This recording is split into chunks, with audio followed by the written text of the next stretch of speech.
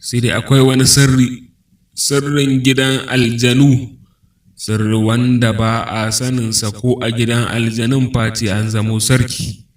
Sirrin kuwa shine tsibirin iska baya taɓa amincewa gami da yin bauta a ƙarƙashin wani wanda ba shi da jinin baƙin aljani, wato jinin babban sarki da kuru, ko da a ce kuwa ya kai ƙololuwan matakin iko shekaru dubu kana yaƙi, sai dai har zuwa yanzu baka gajiya ba.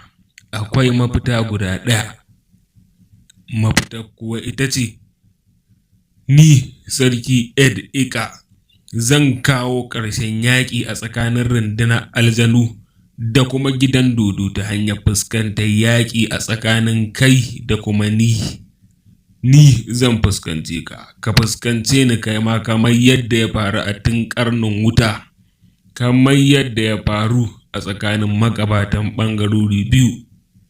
Ka bayyana a tsibirin Bikas bayan cikar daƙiƙu 6,000 ba tare da bayyana gaba da yiwuwa alƙiblar ɓangarori biyu da suke rayuwa a wuri ɗaya a gabaki ɗayanta ta sauya.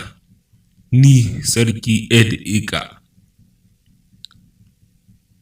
To, a daidai wannan lokaci da magatakardar sarki Musgar ya zo didi nan, fara naɗe doguwar wasiƙar yayi mai ɗauke da babban tambarin gidan aljani.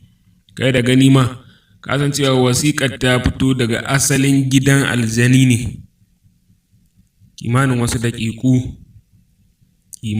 daƙiƙu 777 cif a duk fadar babu wanda ya ce komai har kawo yanzu. Cikin jimami sarkin Musgar ya kaɗa kai ka ce wani ne wanda ya yi rashi na wani abu, ko kuma dai wani wanda yake matuƙar tausayin wani abu a duk lokacin da ya tuna.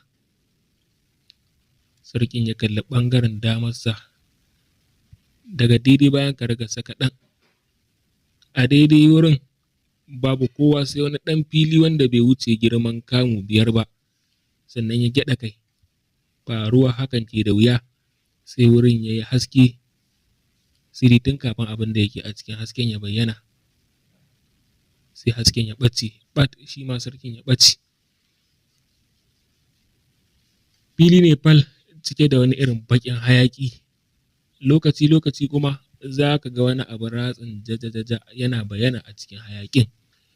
Sai dai idan ka natsu sosai sannan kuma ka cire duk wani fargaba da kuma duk wani tsoro, a can wani ɓangare wanda ba za a iya tantancewa ba cewa shin ɓangaren hagu ne, dama ne, a'a gaba ne ko kuma dai baya, za ka hango wani abu kai ka ce ma tsauni ne. Sai dai idan ka matso sosai za ka ga wani ne a zaune ya tankwashe ƙafafuwansa, kai ka ce halwa ce ya shiga. To, bayan sarki Musgar ya ɓace daga cikin fadarsa, bai bayyana a ko'ina ba sai a can tsakiyar filin sansanin yaƙi, ko kuma dai zai fi kyau idan aka ce sararin yaƙin, inda ake kafsa yaƙi a tsakanin rundunonin aljani da kuma dodo. Ba tare da ɓata wani lokaci ba ya ambaci kalma ɗaya, harfofi guda 3. Kai, ai ko da muryar ta ambaci wa'annan harfofin guda 3, kwatsam sai komai ya tsaya cak, kai ka ce tsayawar ruwan sama a lokacin da ya tsaya. A daidai wannan lokaci babu wanda ya san me ke faruwa. Abin mamaki, kwatsam sai duk abubuwan da suka faru suka fara maimaita kansu, sai dai da baibai.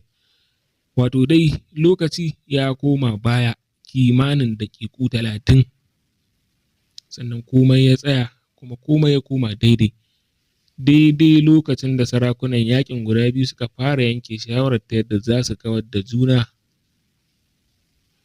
Sai dai abin da zai baka mamaki shine, a maimakon a ce kowa ya ci gaba da yaƙa abokin gabansa, tunda dai lokaci ne ya koma baya na wasu 'yan daƙiƙu, a maimakon a ce kowa ya ci gaba da yaƙa abokin gabansa, tunda dai lokaci ne ya tsaya, sannan kuma yanzu lokaci ya ci gaba da tafiya, abin da ya fi kyau shine a ce komai ya ci gaba da faruwa kamar yacce ya faru kafin lokacin ya koma baya.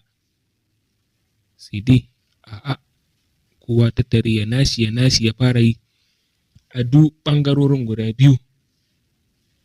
Sannan suka fara barin sansanin yaƙin.